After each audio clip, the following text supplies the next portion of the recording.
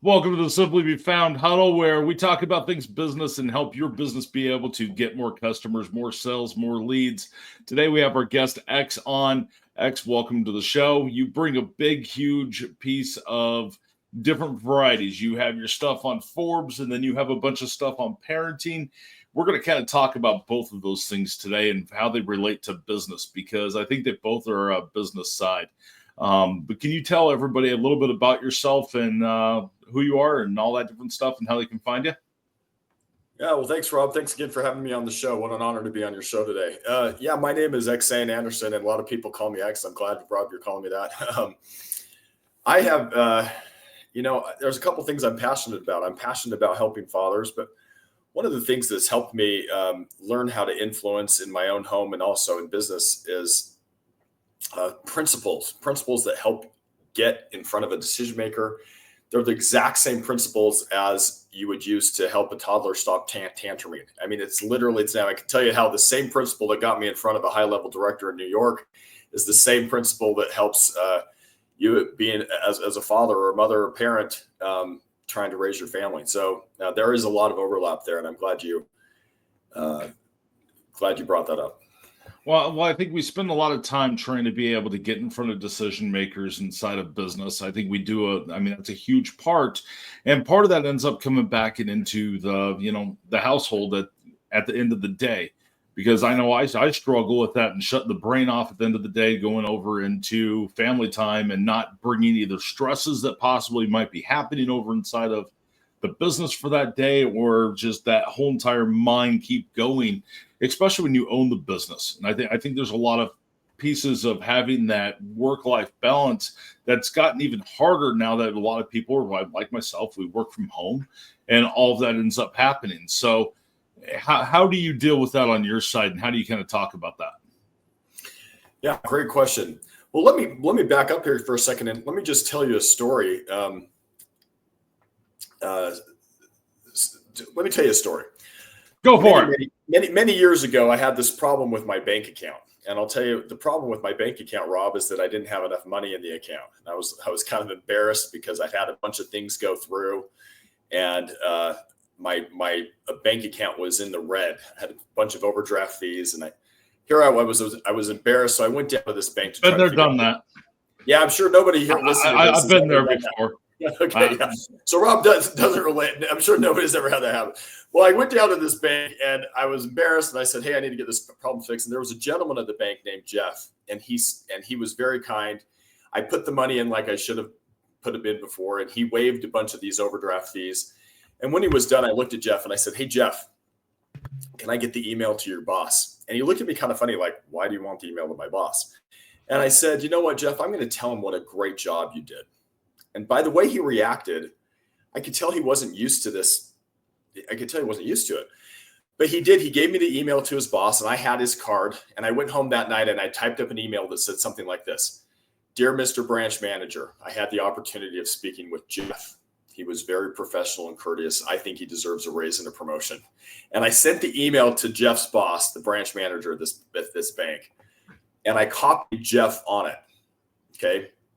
It took me 2 or 3 minutes is all. I didn't think much about it. He was nice because he waived a bunch of the fees. Well, I sent this email. Well, I went back to the same bank. By the way, this is back in the days when you had to go to the bank a little more than we do now. Like there was actually a time where we had to put the paper checks in the bank more than we do now. And now a lot of it's automatic and, no paper trail. But I went to the same bank and I was standing in line. And by the way, I live in a fairly decent sized city. And at least it was a big enough area that people don't tend to know each other anyway. And as I was standing in the back of this line, somebody came up to me and said, "Mr. Anderson." So they knew my name, which was a little bit odd. And I said, "Yes." And they said, "Can I help you with your banking?" And I was a little bit surprised. I said, "Well, yeah, I mean, sure." They said, "Follow me." They took me from the back of the line and they let me do my banking in front of everybody else. You would have thought that I had $10 million at the bank, which we all know that I didn't. And so it happened again and again in this bank where I'd show up at the bank and they'd let me do my banking in front of everyone else. And it didn't start happening until I had written this complimentary letter to Jeff, complimenting him to his boss. and I want you to think about it. Like, why? I ask people sometimes when I talk to different groups. I say, hey, why do you think that happened? And so I can ask the viewers, why do you think I got treated like that at the bank? And here's the answers that I hear a lot of times. I hear a lot of people say, well, Jeff was probably talking in the break room, and everyone's like, well, if you can get a letter, maybe I can get a letter or something. They wanted one too. Well, just put a pause on that story for a second. Fast forward several years later, Rob, I'm sitting in New York. I'm sitting across from this high-level director in New York, and he looks at me and he says, you are the only salesperson that I've ever let into my office.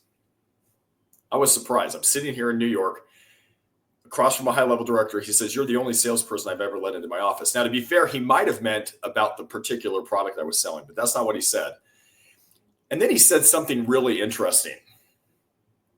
And I won't tell you exactly what he said yet, but I'm going to tell you, I want you to just think, like, what did I do to get to this high-level director in New York and him tell me that I was the only salesperson he'd ever let into his office? And the answer was, it was almost exactly the same thing that happened at the bank. What happened is I called in to talk to this guy. His secretary had picked up the phone, and of course she said he's unavailable. They're always unavailable. Of course. And I said, what had happened is I'd sent an email to him originally, and he completely ignored me. So I sent an email about this thing I was selling for this company I was working with at the time. And I sent the email, complete crickets. Nope, didn't respond. And by the way, if you're trying to be found, this is the Simply Be Found podcast. If all you're doing is sending emails, I can tell you, you're missing out on a lot of business. So I called in trying to talk to him. And the secretary said the words that every secretary says in some ways. She said, he's unavailable. And this is what happened. I said, maybe what I could do is just resend that email that I'd sent last week, and maybe I could copy it to you if that's okay, and just to make sure he gets it. She said, sure. And we started talking, Rob, and for just and as we talked, I noticed that she was kind of this really bubbly, friendly. I don't know. Have you ever talked to someone on the phone and you can hear them smiling, but you can't see it? Of course. Right? She was one of those people you could hear smiling. You could tell she was cheerful. And I noticed, and I said, I'm on the phone with people all day long, and it's just refreshing to talk to someone who's as friendly and courteous as you. And it was a sincere compliment. It was just a true, sincere, honest compliment. And she said, thanks, in her kind of cheerful, friendly way, right? And I said, you know what? As I was pulling up the email, so she's still on the phone with me. As I was pulling up the email, I said, you know what? I'm going to mention that to your boss. And so right there while she was on the phone, I'm sending another email to her boss, but I'm copying her on it. And I typed really fast, and I said something like this: Dear Bob, I had the opportunity of speaking with Janice. She was very professional and courteous. I think she's an asset to your team.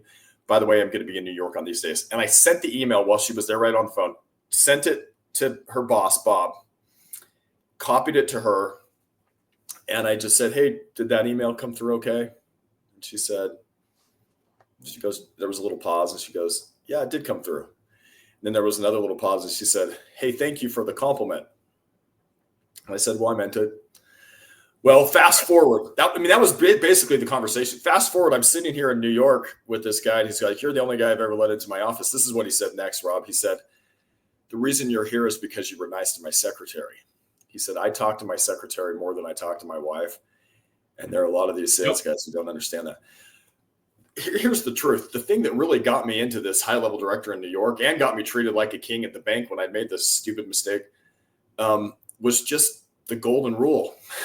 It's not rocket science. Just treating people like you want to be treated be the first to do it, and not wait for them to come back. Don't be mean. Don't be rude. Honey works better than vinegar. And be sincere. Don't compliment someone if it's not real, but just being nice and being the first one to do a sincere compliment to someone's boss. That was what got me treated. That's what got me through this gate in New York. Just well, you got to remember, most people aren't used to that, for one, especially not New York. They're not used to that kind of interaction inside of their kindness.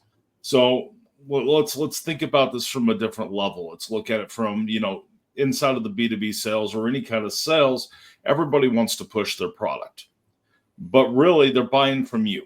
They're buying from you as the person, and they need to get to know you. So if we look at LinkedIn, if you opened your LinkedIn right now, or I opened mine, how many sales messages are sitting inside of your message box of them trying to sell you something? Yeah, I'm sure it's chock full, right? I mean, that's 90% of what they do. They go, hey, or they try to be able to do it as a secondary thing. Hey, I really like what you're doing on this project. You can tell they used AI to come up with the idea. It went through and it did it. Looked at what's happening inside of the feed. Hey, I like this project that you worked on over here. I'd like to set just a meeting to be able to learn about what you're doing. Well, you really aren't being sincere about it. You're not being real. You're not being any of those things because, for one, it's an AI bot doing it and it's not natural. You're just sending it over and over. And then you're responding back to that same message over and over and saying, hey, I haven't heard back from you. I'd really like to be able to talk about your business. Well, and I have this great product to be able to offer. Well, are they buying the product or are they buying the person? So all the B2B products that you've ever sold, I don't know what B2B products you've sold before. How many of them bought because of you versus buying because of just the solution? Or is most of the solutions a commodity and they could buy it from anybody and they're looking for the right person that they're going to trust to be able to buy from? Rob, but this is a super great question. I'm glad you asked me. And it's an important question because if we go back even to this interaction we had here, he said, this guy basically said, I get calls all day long for people selling your product, but the reason you're here is because you were nice to my secretary. And the truth is, what had happened is I'd positively differentiated myself to the gatekeeper. I call them gatekeepers, where I wasn't just some random somebody reading a script. It was just a sincere compliment. And the truth is exactly what you said. People buy from people they like. People buy from people they know and trust. And so the truth is we become too reliant on some technology. If we're just going to have an AI bot try to go out and spam people, it's not anywhere near as effective as taking a personalized approach where people can see and hear you. And the point is you want to positively differentiate yourself to those people in a sincere, honest, non-mechanical way. Now, if all you're doing is sending AI chat bot messages or emails, you're going to have issues. Like you are leaving business on the table. As far as I'm concerned, and I've done all kinds of sales to different kinds of entities, including to small governments and to businesses, associations, those kind of things. People buy from people they trust and who have a relationship with them, a real valid, relationship. Well, and you can have a valid relationship digitally. So I'm going through and I'm redoing our whole website. But I tried getting our content team to write it. They didn't get where I was going with some of that. And really it's because it's missing the passion. It's missing the pieces that make our product us, which happens to be what, you get to see and what you interact with. Because in the world right now, you have so many commodities. You have so many ways you could go buy something. And you get these big corporations. I'm going to pick on for us. I'll pick on Yext. I'll pick on Sign Up. I'll pick on all the big corporations out there that we go hand in hand with. Well, you're going to get some account manager, which is nobody that's just trying to sell you. And every time you talk to them, they're going to try to get you to level up or buy this new product they have or whatever it might be, because that's their job. They make money based on that. And I've been in those positions. I know what those positions are like. I'm sure you have too. But in today's world, we're looking for that connection. So if we go back in time, we used to have, if I go back to my family furniture store in the 80s and 90s, there used to be representatives that would travel around the country by car, and they'd come in and they would sell you different furniture brands out there and tell you about the new lineup. You'd go see them in Dallas, you'd go see them in Vegas at the trade shows and do all of that, but you had a connection. You'd get invited to come out to the manufacturing to see how it's manufactured. It was all about this relationship. So for one, you could sell the product better on the, as a retail provider. But you had this connection with it. Now that some of these guys had, 5-6 companies they were repping for. And they'd come in and they'd do that. And they had that whole relationship side. And they did that all day long. Then it started changing in the 90s where everything was done by late 90s. It was all done by phone. And then it kind of just stayed there. And that whole entire piece left. The internet came in. Everybody started having, these webinars and all this different stuff. And it changed the B2B market. It changed the whole entire just market in general for how we sell. And we lost that personal connection along the way, in my opinion. And now I think with AI coming out, people are looking for something that's real more than they've ever looked for something. And they want to be able to have that connection with the person on the other side. So, I mean, are you seeing that inside of the B2B world right now for the products that you have and you do everything in? Or are you doing anything in that world still? I'm going to be, let me tell you what I found. Okay. And I'm not anti-technology. I'm not anti-internet. What a great thing that we have texting and internet. Oh, I love it. I mean, we would be talking if we didn't have that. Yeah, we're talking right now. The whole product is based on that. But here's the thing: the technology that we've had that's just really just changed drastically over the last 20, 30 years. I mean, since the 90s till now, things have changed so much. But human nature has not changed that quickly. It has not.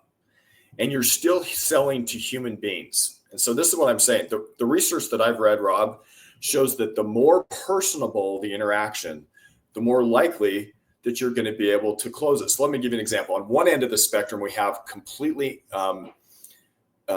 text or email.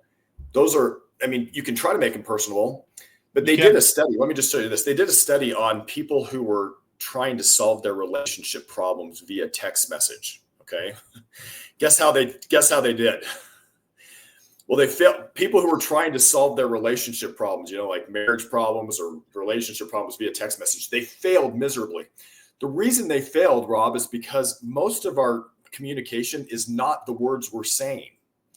So I've heard multiple places, I don't know where they came up with this number, but I've heard it said that 93% of your communication is not your words. It's 7% your words, 93% is something else. It's can I look you in the eye?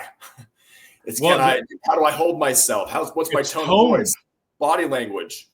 Am I confident in my posture? Am I not? Even today, if I'm holding a phone, for example, and I'm talking to you and I'm holding my phone right here, I'm subtly saying you're pretty important, but the phone, somebody might ding in on my Instagram feed or my Twitter feed or something, and so even just little things like whether or not you have your phone in your hand, you're saying something, and so. If you're going to get a deal closed, if you really want to influence someone, you'll do so much better by having a face-to-face interaction. So over here, we have text and email. In the middle, we might have a phone call. A little closer over here, maybe a Zoom call like we're doing, an online video call. And then maybe where we're sitting down in person, across the table at a restaurant or at a location, an office or something. That your chances of closing it, the more personable you get, go up. Okay, so with that in mind, when I'm trying to sell to a business or to a individual or anything, if I use the technology to get a more personable interaction. If I'm texting, I might say, hey, can we jump on a phone call? If I'm phone calling, I say, hey, can we meet on a quick video chat? Or maybe I can meet you at your office where that's available. And so what I'm trying to do is increase my odds by going from less personable to more personable. Now, can you still be personable on a text? I mean, even on a text message, using like an emoticon, like showing, you could be, let me really quick here, Rob, you could be typing an email or sending a text and thinking about how much you love someone and how wonderful they are. And they could get that same text 10 seconds later and say, what a jerk. And the reason is because they can't see the twinkle in their eye. They can't see your body language. And so there are ways to make, digital interactions more personable as well. But we just need to remember that principle. Well, and how we did it for making, that personal connection inside of, the whole entire piece is we did it by video. We put out tons of different videos, just like the one we're on right this second. The new site's going to have all the videos that interact with you and have that piece in there. We took out the phone, so we don't offer any phone support. We don't even do sales by phone anymore. And it's because we were coaching inside of there, and we were spending more time for that based on our price that we charge. And we start at $39 a month. So it's really hard to be able to spend an hour with somebody for $39 and still make money. It's not going to happen. Mm-hmm. So we're like, well, we could either increase prices, but then we're not going to be able to help the smallest business out there. Or we go through and we remove that out. Well, we switched over to where everything was being scheduled by AI. It did fine. It was okay. People interacted with it and did the scheduling. Then we ended up removing that off. But we still try to send over, for anybody who has the coaching pieces with us, we still send it over to where at least one side is the video. Now, we have tons of members that send us videos and Looms back, and we go back and forth. But that lets them be able to watch that video, understand that video of what they're consuming, and they also get to learn us at the same exact time. So you can handle it in a digital way. It's just totally different. Now, if you're selling a big product and you're making decent commissions on it and it's just, bigger program, that face-to-face is going to be more important than ever inside of that piece. You can't go through, have a pricing page and just have them check out on the website because no one's going to come in like our website side. No one's going to buy a website from us without having a conversation. We'll hop on a phone conversation for those.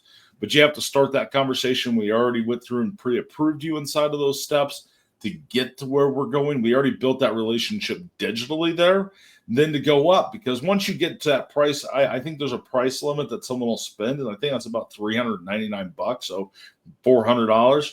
Anything more than that of what it's going to cost per month, you have to have that interaction. You have to have that piece because that's a lot of money they're putting on the table. But there's so many different ways that you can do that side to be able to go through and create that relationship. And you have to know who you're buying from. Yes. I mean, how many people want to just go buy from a corporation today?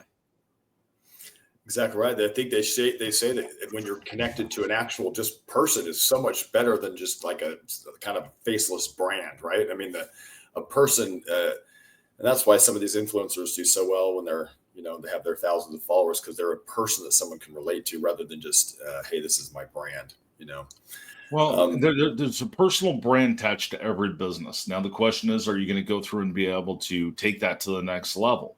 I mean, if you are, Facebook, are you going to see out there as a personal brand? Probably not. Because I think there's that point to where someone expects it not to be, but they miss that connection piece.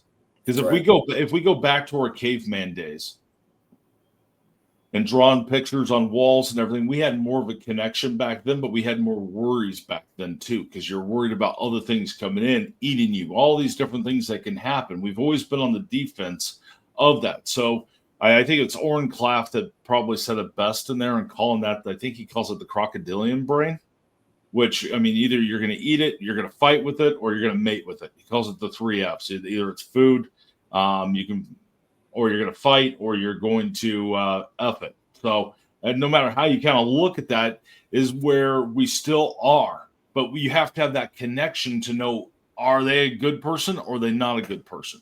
You could solve some of that as a company going out and saying, okay, look at my reviews, look at all of that. But you still have to put a face to that company.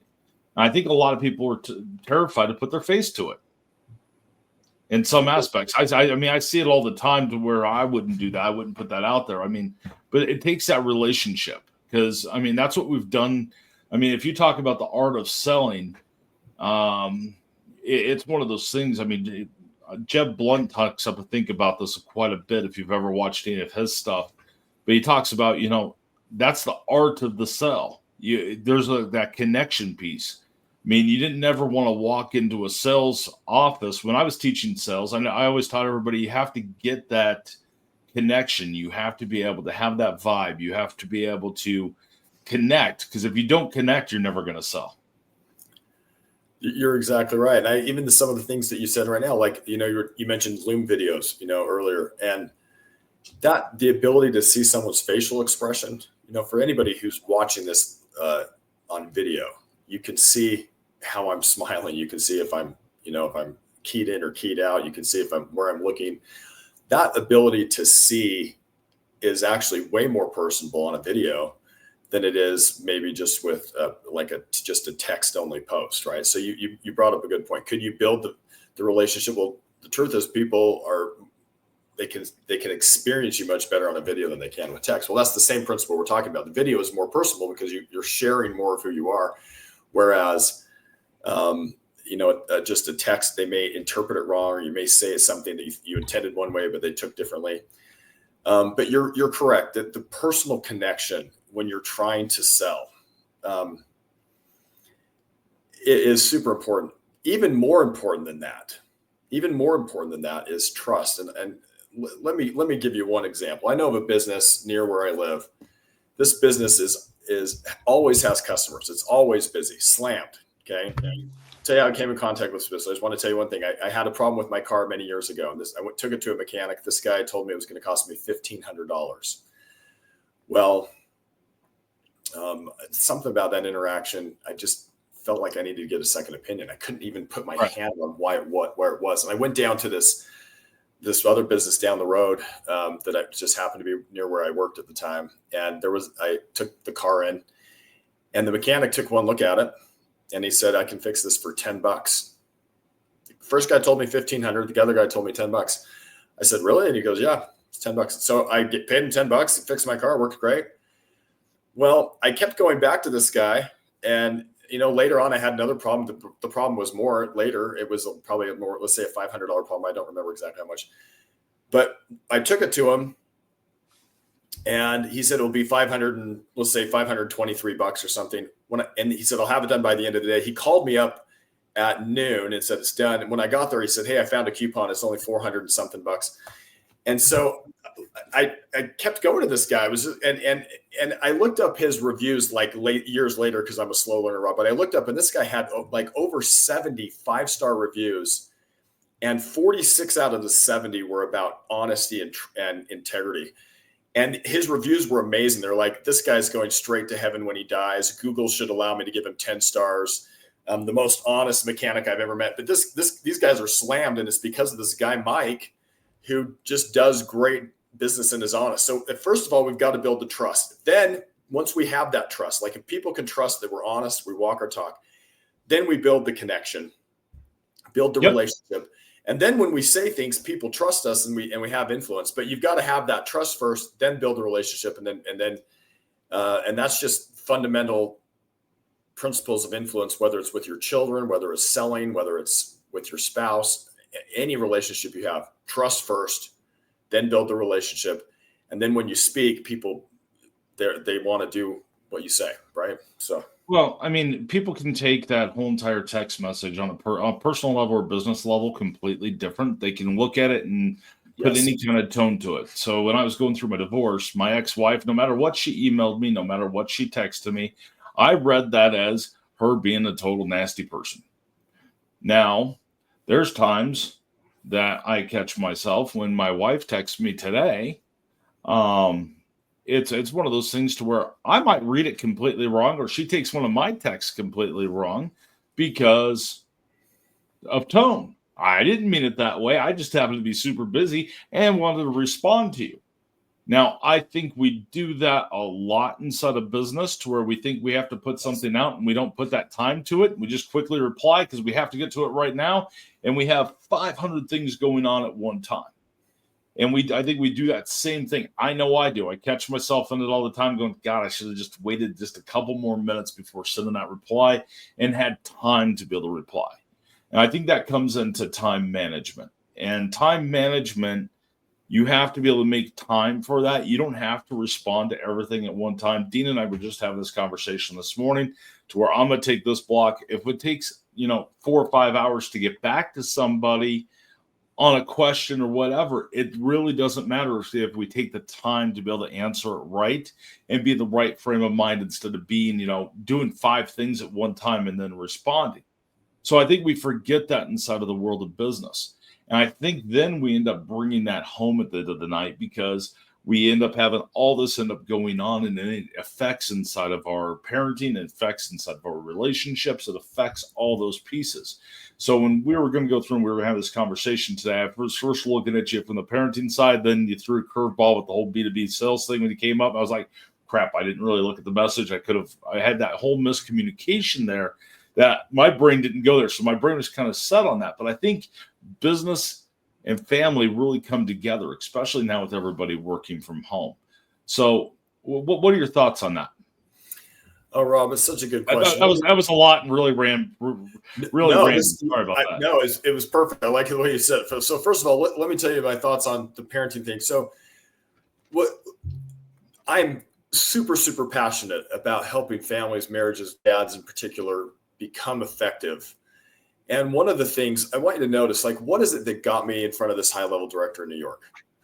Well, it was just catching the secretary doing something right. She was cheerful, she was friendly, she was courteous, she was professional.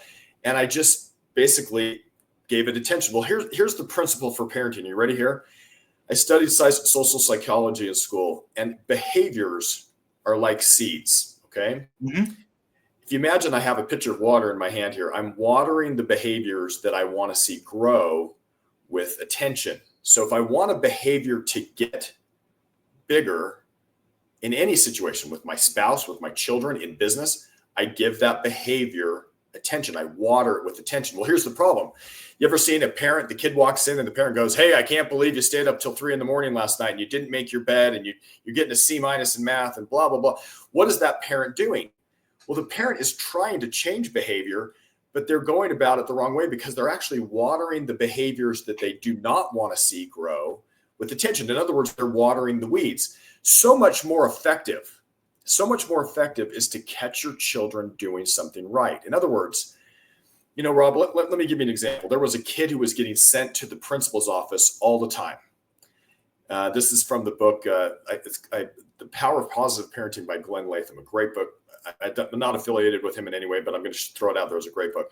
I've never heard of that. Positive Parenting by Glenn Latham. He says, look, this kid was getting sent to the principal's office all the time, and it was such a big deal that they called in the school counselor to try to help figure out this problem. Well, the school counselor observed what was happening and noticed that the kid was doing a lot of things right, listening, following instructions, but guess how much attention the teacher was giving him? 0. But as soon as the kid would do something wrong, the teacher would key in and give him a lot of attention, say, "Oh, there you go again," and write his name on the board. And then he'd do something else, and she'd put a check mark next to it, and then another check mark, and another check mark. And so he's getting all this attention from the teacher. The behavior is getting watered. And then then eventually he got marched down to the principal's office. And when he got to the principal's office, he was getting doubly reinforced, because what happened is the girl at the principal's office set him right next to this window. And when the bell would ring for lunch, he'd be sitting there and he was kind of like, "Hi," and the kids would come by and wave to him. He was kind of the cool bad kid, and so he was getting a lot of attention for being the cool bad kid and almost zero attention for what's right. And the counselor was like, "Look, this is acceptable. This is predictable behavior. I mean, he's not getting any attention for obeying instructions, but he's getting a ton of attention when he misbehaves." How often do we do that as parents? And I want you to know that's exactly what happened at the bank. Jeff probably deals with people who give him all kinds of different feedback, but I gave him attention for doing something that was helpful. Like he waived the fees for me. He got attention from his boss. Janice in New York, she was helping me inch the sale forward by letting me send the email again. She got attention from her boss that I helped get there. If we can catch our children, Rob, doing something right. So instead of saying all the things that you want to change, and by the way, you can still talk about those, I'm saying, but like, what if instead of leaving your kids alone, like there's a lot of parents who will just leave their kids alone because, hey, they're quiet and they're playing, like, don't bother them. From a psychology standpoint, that's exactly the wrong way to do it. When they are being behaved, you should go in there and say, "Hey, I really like how you're sharing with your brother, Johnny. Great job. Hey, I really like how you're putting so much effort into that math problem. Great job. Hey, I really, and you actually specifically mention the behavior and get it attention, the chances that behavior will increase go way, way up. And that's true in your marriage. I mean, if you're going around saying, "Hey, I can't believe you left the toilet seat up or down, or you left your socks out," not as effective as saying, "Hey, when they do something right, give it attention." And you'll notice the psychology shows that, like, when you give people attention for what they're doing right, the bad behavior starts to diminish. The best way to get rid of bad behavior is to focus on good behavior. That's true in business. It's true in parenting. It's true in relationships, anywhere. And so it's like, it's a principle that we all should learn. Well, it's a big piece. So, I mean, you could go back to my childhood. So you go back to my elementary days, which is the only time I ever went to public school. I got pulled out in the 5th grade to run the store and do homeschooling, and I was self-taught for the most part in a lot of aspects. I taught myself programming, all that different stuff. But I'm sure I had ADHD. I got in fights all the time. I went through. I'm sure I have it. But it's one of those things to where I used to be in the principal's office all the time. Now, I had money with me all the time because I had all my side hustles and different stuff I was doing in elementary. Um, and I was also working at the store and made money all the time in the furniture business and selling different stuff. But I'd get myself in trouble all the time. I had such a relationship with the staff inside of the office that they would know that if I was there, that I would probably pay for everybody's lunch to have lunch ordered in, or I would convince my mom to bring us all lunch from some restaurant. But I had a great relationship with everybody inside of the office. Everybody knew me, and everybody knew I spent a lot of time there. So I didn't have to work on school, is what I learned. And I learned that, hey, guess what? I can go have lunch. I don't have to eat school lunch. I can get it from wherever I want to get it from, and here we go. I mean, it was one of those things, but I got positives out of doing that negative. Now there was other stuff that was mixed into that. So, but I mean, we definitely do that all the time. I mean, we're always looking for the positive, and if we're not getting any attention any other way, we are going to go. We'll do the negative to be able to get that attention. And I think as parents, I don't know how old your kids are. So in my situation, I've got two daughters, 7 and going to be 10. And then I've got my older kids from my first marriage. So my oldest is 25 and then 23. And then it goes down. There was 18 to 22 months apart for them. My youngest from that is 18. But it's one of those things to where things were different back then, is we didn't have it. We had screen like TV, but phones weren't as big as what they are today. And when I look at other parents, I see a lot of people that are relying on the screen more than ever to be babysitters. Kids are being influenced by what they see on YouTube and by who they're following. So when we talk about how psychology works and how we build relationships, they're learning from this more than they've ever learned from it, and building those relationships digitally through those videos that we didn't have when we were kids. We didn't have that kind of interaction as much as we do today. So what I see behaviors learned, attitudes learned, no different than we picked it up off of some TV show. They're picking it up off of some YouTube. You don't know what they're exposed to.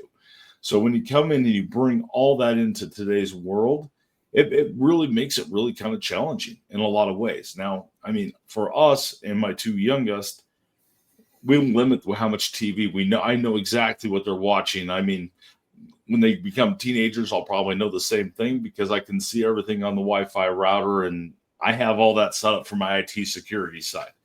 There's not much they're going to get away with, but it's one of those things to where that's changed parenting. I think parents are on their phones a lot. I know I am as a parent, probably more than I should be. And I'm checking email for business and responding to support tickets when I should be focusing on family time.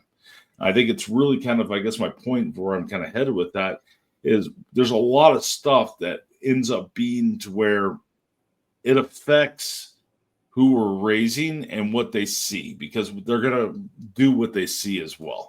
Do you agree on that and kind of see where my randomness went on that long explanation? No, and I got to tell you, and I'm glad you brought this up, Rob. The digital piece is such a huge piece from a parenting perspective.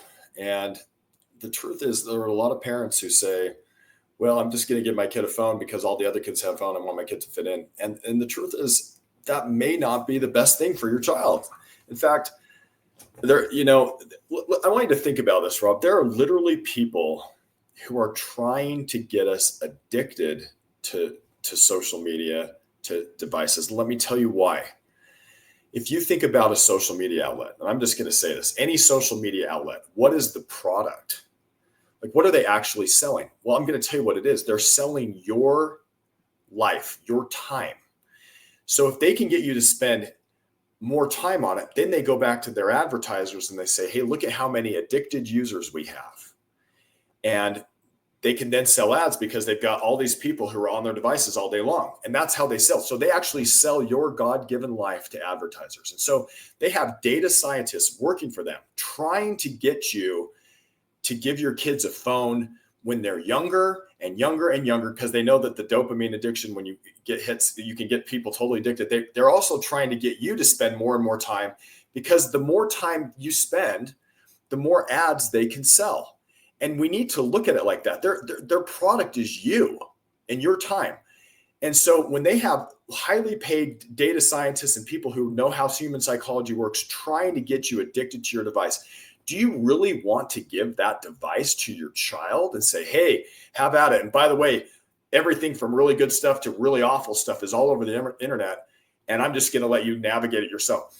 I'm just going to say this. I think it's not a good idea to give your kid a phone until later on in life. Now, if they need to call you for an emergency, they can use their watch if you have a watch on it. Oh, sure. And you can get them a little, I've got my, you can get them a little phone. There's a phone called a light phone.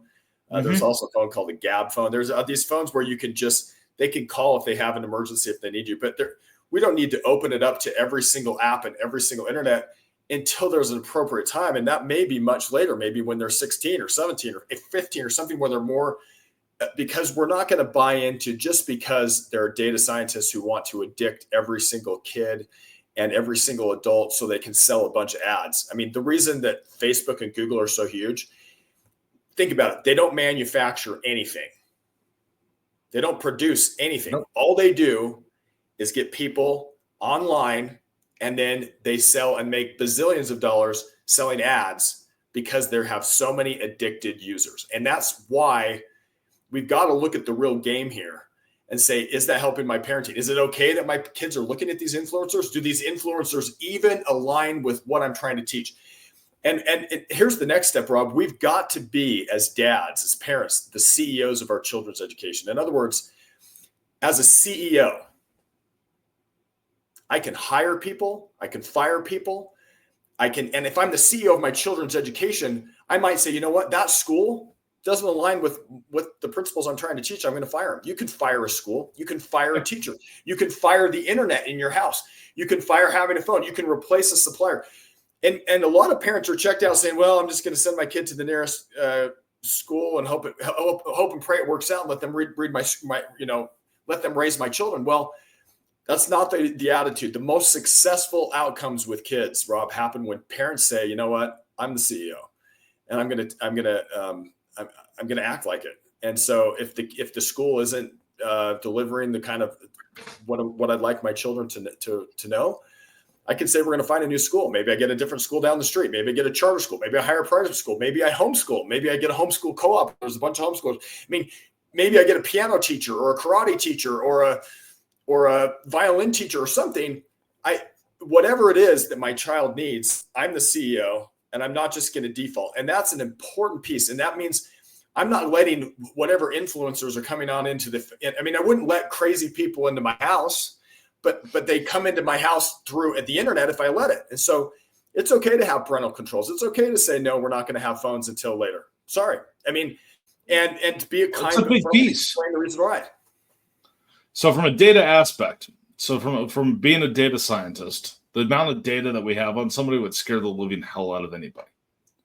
If they knew all the data points that we knew about what you really watched on videos, what we track on you, how we track it, what we do. Now, we have to use that inside of the world of business to be able to reduce our ad spend, and it helps your business be able to grow. But when you look at it from that young age and moving up, it's a scary ass world. Now, we chose to go with an Apple Watch for our oldest. She got it it was last year she got it. I was going to say this year, but we're only a couple months into this year. But it was end of last year. And the reason I ended up doing, she had a watch before that was designed specifically for kids. It didn't work very well. Her sister now has it. It's cost too much of what it is.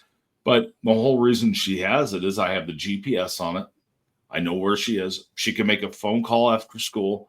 If we're in between of drops or something happens, she has a way to get a hold of us. But inside of those settings inside of the iPhone, you can actually disable the internet. It's disabled. She can't download any apps because she doesn't know the password to be able to do it. And she's pretty much locked out to where she can text. Now, she can text anybody out there. Anybody can text her, but she'll tell us if she does, and we can see what those are. But I mean, I'm seeing kids. She has friends. We had this whole conversation just a couple days ago. She's got friends that got phones, and she's like, "Well, when do we get a phone?" Well, once you get the phone and you give access to YouTube and all the different stuff that's above and beyond YouTube Kids, you're exposing them to all kinds of stuff. Now, YouTube Kids doesn't track as much data and on what each of those pieces are, but you can have all the parental controls to be able to limit out what you want. Inside of most of the networks, don't quote me on this. I think Netflix is one of them, either it's Disney Plus, or both of them have it, to where you can actually take shows off to where they never see them inside of their feed. So if there's a show that you don't agree with, you can take that off. But I don't think a lot of parents, either they don't know that exists, or they don't care, or they don't really know what that world looks like. And when I grew up with the internet, so I've had the internet since 94. Yeah, it was 94.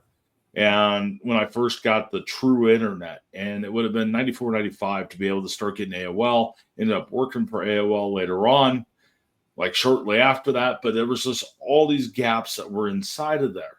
Now, you have to remember during the 90s what built the internet. The internet was built from predators, for one, because they had access to each other. So different illegal activities, different underground activities, all that different stuff was inside of there then. My parents had no idea that even existed, never even thought about it. I talked to some of those people. It's one of those things to where that's kind of a scary area because it was news groups back in the day. And then you had the porn industry. We wouldn't have the internet if it wasn't for those, because that's what really put all the money into the internet. And then they started getting people using it. Once they got people using it, they're able to start tracking that data on there. We've been tracking data since the 90s. It's just gotten more complex. I can tell you age groups. I can tell you all that stuff based on what's watched inside of a video, what's happened in analytics, the cookies, what website you went to afterwards. I can even track down what a user's information is, their email address or phone number, and pretty damn close to a 2-block radius of where they're located at in the world from data that's inside of there. Some of that I have shut off because I don't want to track that much data. As a data scientist, I love it to a point, but I don't need it. So I don't even look at some of that stuff. But that's how detailed you can go inside of there. When I got bought, one of my companies got bought out by a venture capital group, we tracked that data majorly. And I mean, we were able to tell you exactly where you are. We'd send you an email before you even gave us an email address. You can't do that with canned spam laws and stuff now. I guess you could, but you're not supposed to. But it's one of those things to where there's so much data that's coming down that I just don't think people even realize even exists. Yeah. And do you really, I guess, who do you want raising your children is the question I want. Do you want some random influencer that may or may not be teaching good principles and values to your children, or do you want to do this? And so I like when you said, hey, you know what's going on. What the point we need to know is, as parents, we need to be vigilant. We need to know that we're not just going to default and just do what everybody else is doing because everybody else is doing it. It's okay to go against the grain. It's okay to say, hey, we're going to put some parental controls, even if you're saying, well, mom, dad, all my friends don't have parental controls. Well, all your friends may be running off a cliff, and that's okay. We're not going to run off a cliff either. I'm saying just because everybody's doing it, it doesn't mean we have to do it. And I think that is the conversation we can have with our kids. Things may be a little different, but it's because we love you. We're setting boundaries, and there will be a time when you do have full freedom. But we're going to make sure as we grow into this that we understand. We talk with our children why there's people who are dangerous online. There are things that are harmful. There's things that are not appropriate for any group, and especially children. There's things that are, and so the internet can be a wonderful thing. I mean, we're having a good conversation here because of the internet. You can do a lot of good. The internet itself isn't good or evil, but people can. Sure, my business is built on it. We wouldn't have a Simply Be Found wouldn't exist. We wouldn't work with 1,000 networks if we didn't have it. But you have to be able to know what it's capable of doing to be able to take it to the next level. And to give you can use a car for a lot of good things, But you don't hand the keys of your car to a 6-year-old. You know what I'm saying? You don't say, here, take the car, be back tomorrow. A car is a wonderful thing. It's a great invention, but it could also kill people, right? The internet is a wonderful thing. It's a great invention, but it can also do a lot of damage.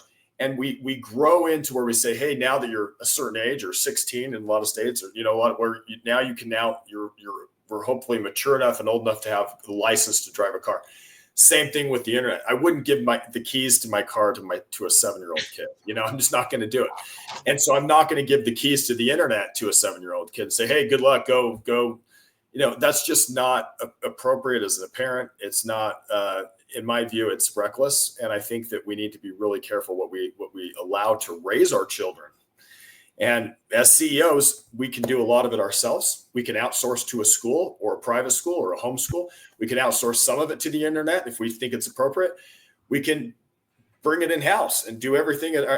But we need to know what's happening. And that's, our kids will do so much better if they have parents who are checked in, who are, you know, as dads, we need to lead and protect and provide for our families. Those are just, and they need to know that we're going to protect them from things. And eventually we've got to tell them, you know, they've got to be able to fly on their own eventually, but it's the principle of not giving keys of a car to a 7-year-old. Well, I think it's really super important to let your kids fail. They have to be able to fail. Just like I think inside a business, you have to let your staff fail. If you are going to be a second or third generation, you have to let that next generation fail, because they have to know how to be able to pick themselves up and be able to deal with their problem. I mean, the way I parent, the way I kind of do things, and I've done this for a long time, is, well, I think it's funny that you call it CEO. One of my wife and I's biggest joke is, and we've been saying this for a long time now, and the girls laugh when we say it, but it's like, you're the employees we can't fire. If you were one of my employees, I would have already fired you. Knock it off. But it's one of those things to where you have to let that failure kind of happen inside of there. And it's important for your kids to be able to fail. And it's important for them to deal with their problems. So I've having 2 girls, either they're the best of friends or they're the 2 worst of enemies. And it can just flop as fast as it comes. Well, I mean, there's times I'll just walk away. And it's like, all right, you guys figure it out. I mean, when for my older kids and having boys, there was times they're beating the shit out of one another. And I'm like, all right, well, when you guys solve it, figure it out. Let me know if there's any blood, any bones sticking out, or anything that's really super dangerous. And I'll never forget my older daughter going, well, you can't let them stay down there and fight. I'm like, they're not going to learn until they, figure it out and set whatever boundary they got to set between them. But we've kind of gotten out of that whole entire world for letting our kids fail. We want to protect them from failing all the time, just like we want to keep our staff from being able to fail. And if we don't learn how to fail, we don't learn how to be able to grow. We don't learn. I mean, I've learned more from failures than I have from successes any day of the week.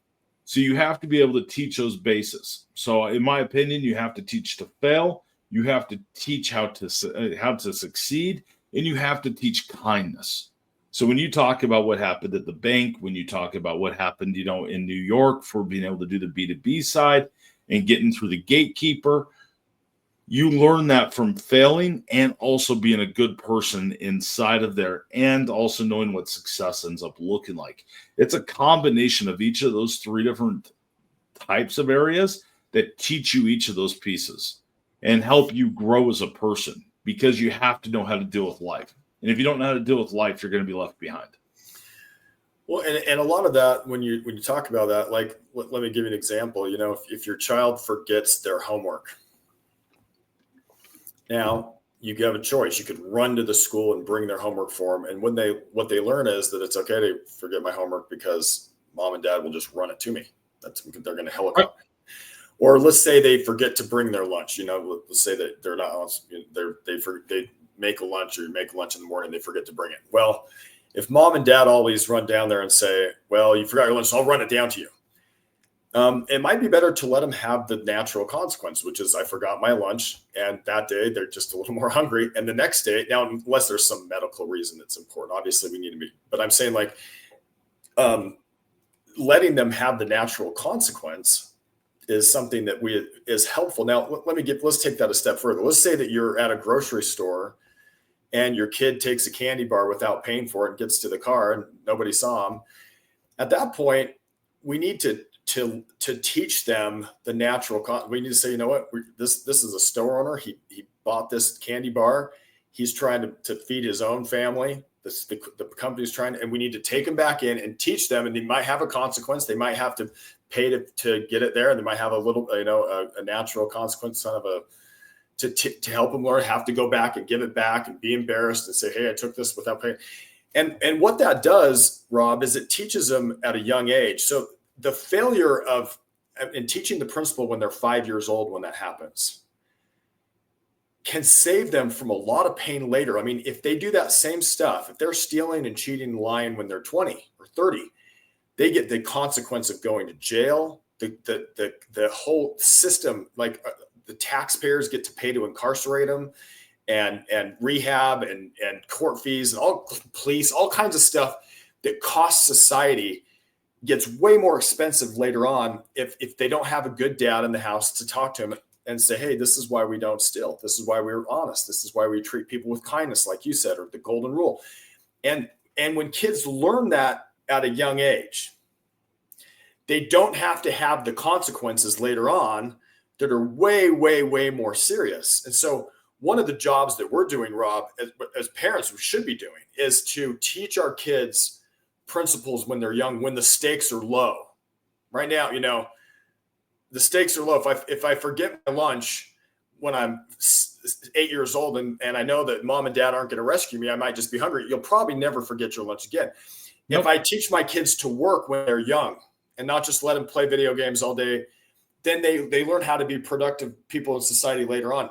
But if as a parent, I'm so checked into my career, so checked into doing other things that I neglect my kids, the truth is what we do in work, Rob, is not going to last that long. Even there was a study done that showed even companies on the S&P 500, the biggest companies in the world, are probably not going to last longer than 18 years.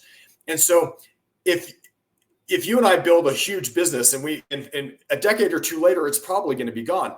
But the effect we have in our homes with our own children is going to go on for a long, long time. I'm going to give you one example. I'm going to be quiet here. I live in the United States of America. The reason I live in the United States of America is because hundreds of years ago, in some situations, in other situations less than that, people decided to come from Europe and come to America. Well, that decision they made in their family affects now the language I'm speaking to you. It affects my economic opportunities, my educational opportunities, my religion. Everything is affected by decisions that people made hundreds of years ago. But whether or not they had a few extra square feet or a really cool horse or a really cool plow, I don't care. And it doesn't affect me. And we need to realize that if we go out and all we are as dads, if all we care about is making money, our great-great-grandkids are not going to care. I mean, do you care if your great-great-grandfather had a few extra square feet? Do you care if he had the coolest horse or the coolest plow? You don't care. But the kind of parent your great-great-grandfather was, and you had 8 of them, is affecting you today. Were they kind? Were they checked in? Were they honest? Were they angry or drunk or what? All of that can be passed down for generations. And so we need to realize that what we do in our own homes is going to have way, way, way, way, way, way, way, way more effect than what we do at work. And let's start investing into being the kind of parents that are going to have this long-lasting effect in the world, rather than a company that's going to be dead in a decade or two at the most, probably. Most businesses don't make it to the second generation. The second generation kills it for generation wealth and all that different stuff. I mean, coming from the VC world or looking at what it is now, I was sitting down with a few different venture capital guys when I was in Florida. It was probably about a month ago. And we were having this conversation. We were talking about what's happening right now with the baby boomers is they've groomed, they're seeing a trend, and these baby boomers have groomed the next generation to take over the business. They have worked in the business because it was easy. They fed them everything. They don't really have any expectations. They show up to work, they get the benefit, they get their paycheck. And they're like, well, shit, we didn't realize we were creating this. And then we've come to find out when I started talking about all the stuff I thought I was grooming them for, they're now saying, I don't want that business. I like working here because I get the paycheck and it's pretty easy, but I don't want the business. So now they're starting to see inside of the M&A world and the venture capital world where businesses are going up for sale because the next generation doesn't want them anymore. I mean, there's all these things that come into play. So you have to make sure that you're grooming the right person to go in. And we have podcasts that go into depth about that topic. But there's a big piece there. I ran into, when I was getting my hair cut yesterday at the barber shop, I ran into a guy that goes, my brother did it right. I mean, they own a multi-billion-dollar organization. Actually, it's probably $1 million organization, but they're a huge construction company in our local area. And it was my brother did it right. He made them have to earn their allowance and do all these things to be able to have to earn their way. It was their part of the family is doing really well, and they work in the business every day. He goes, my kids, they're off on vacations all the time. They're not here. He goes, I can't get them to listen, and they don't want the business. He goes, and then they wonder why my brother's kids, because their brother's dead. He goes, they wonder why they're going to end up inheriting part of this because they know how to work inside of a business. He goes, I can't hand it over to someone that doesn't know a business and can't work inside of that area. They were never expected to do anything. They never did dishes. He goes, I think I screwed my kids up. And I'm like, I've heard this story multiple times now.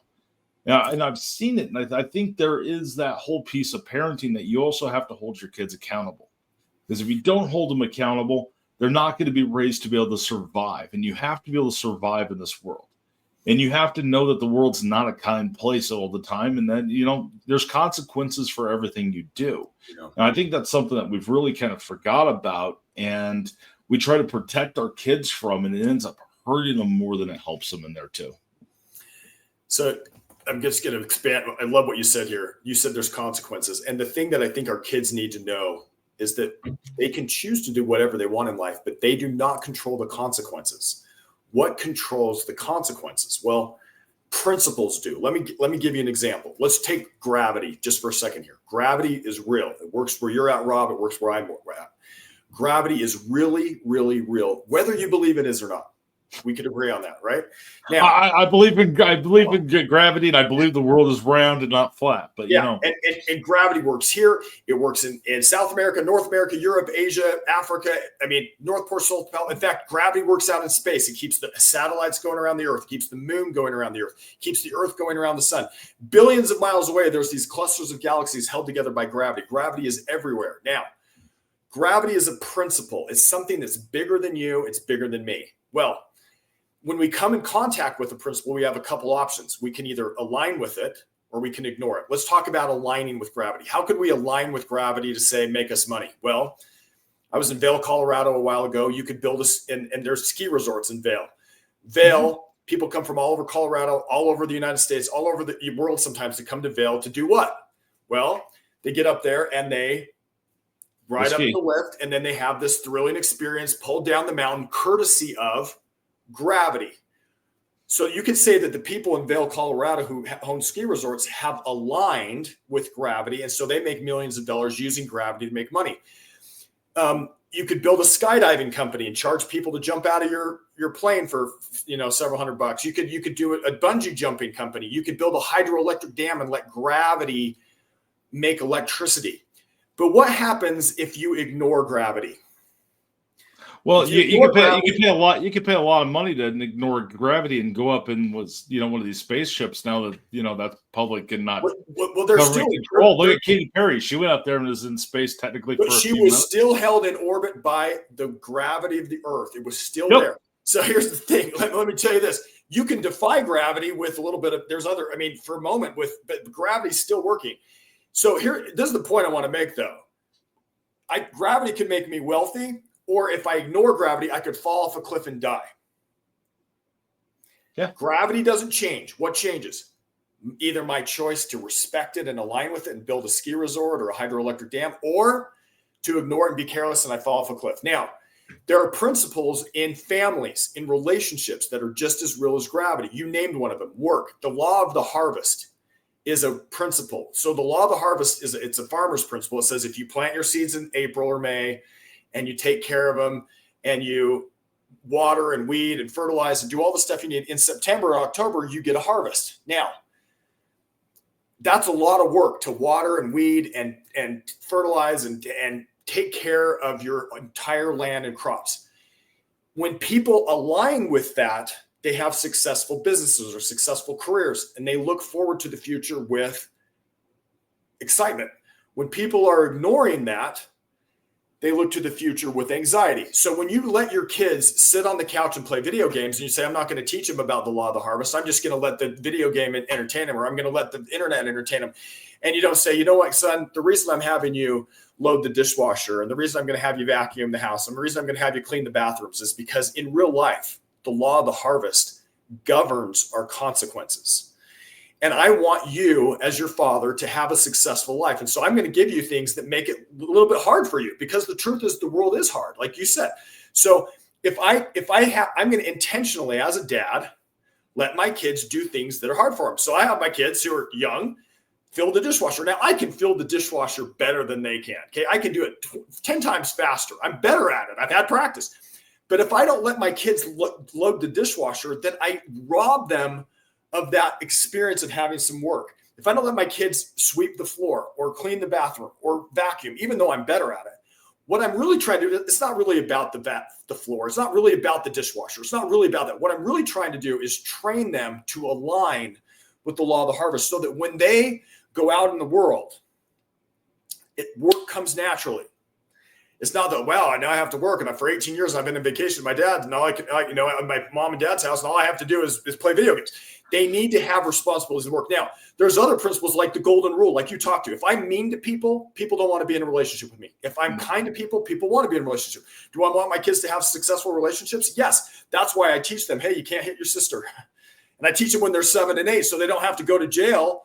Like you see some of these guys who are being violent when they're 20 and 30 because they never learned from a strong dad or a strong mom or parents who said, you know what, kids, we can align with the golden rule or we can ignore it, but it's going to control our consequences. And because principles control our consequences, it becomes really important to figure out what's really, really real. Not what's the latest fad, not what you see on TV or the latest book or the latest coaching program. The point is, what is really, really real that controls my consequences? Gravity is real, whether you believe it is or not. Can you imagine someone saying, gravity, it doesn't really work for me. It might work for you. That same person could go to the edge of the cliff and say, I believe I can fly, and jump off, and gravity still controls their consequence.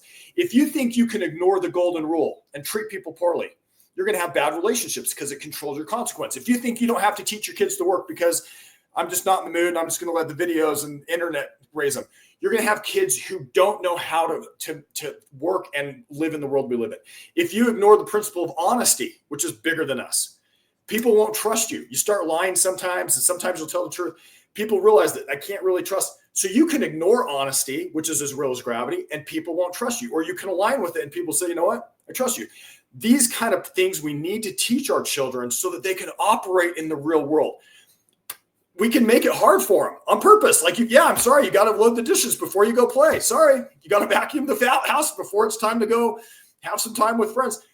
And I'm actually being kind because I'm teaching them how the world really works, rather than saying, well, you're mean because you made me load the dishwasher, Dad. And I've gone off on this because it's important, but you're exactly right. We need to teach our kids principles of how the world works so that they can have a successful life. And sometimes that, you didn't load the dishwasher. Well, you failed. Like you said, I told you, we're going to work before play. And because of that, you're going to have to wait till you get that done. And then you can go play with your buddies. You can go ride your bike or something, whatever it is, because we want them to learn these principles. Well, I mean, every parent's been told that their kid doesn't like them. My response usually is like, great. That means I'm doing my job right now. Go readjust yourself, and then we'll talk. And we'll be back to you like me here in a few, but that means I'm doing my job. It's okay. Yeah, you don't have to be your kid's best friend. and you shouldn't be your kid's best friend because that's not a parent's job. I Well, mean, your job is to make them not need you in the future. You're going to eventually, Rob, you and I are going to die, and we're going to leave our kids however we left them. And right. if we left them, best of luck. What'd you say? Best of luck. Well, I'm saying if the crazy influencers on YouTube are the ones that got most of their guidance from, they're not going to do as well. If they got somebody from a loving dad or parent who said, you know what, someday I'm not going to be here. But I'll tell you, the law of the harvest governs. And so I want you to work hard, because when I'm gone, I'm not going to be able to help you. You've got to be able to work hard.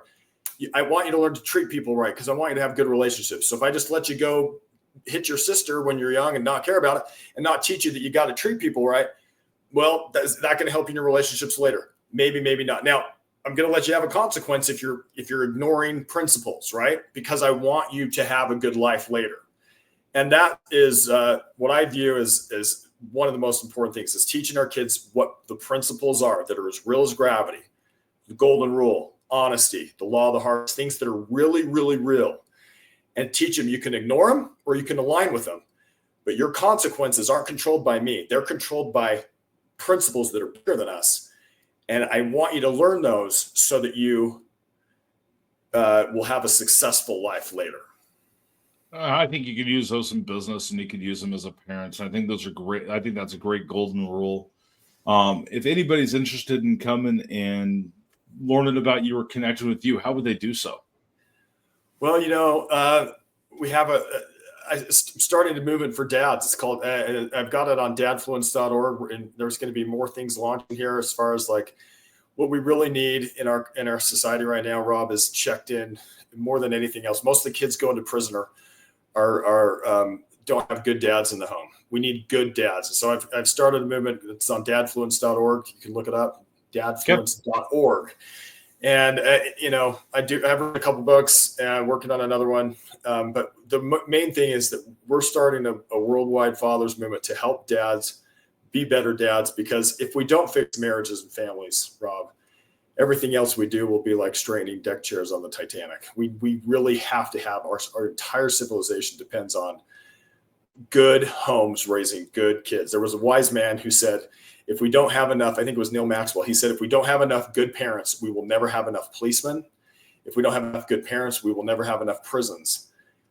The symptoms we're seeing in society right now of things that are going crazy or violent or dishonest had their root in neglected or overheated homes. So that's dadfluence.org. You can connect with me there on probably on X. You can connect there with me if you'd like. Perfect. Well, thank you so much for joining us today. Or joining me today. I'm used to Dean being here too. So joining me today inside of the huddle. And definitely, I hope some people connected. It was great connecting with you and having you on the show. So thank you. Thanks, Rob. Appreciate it.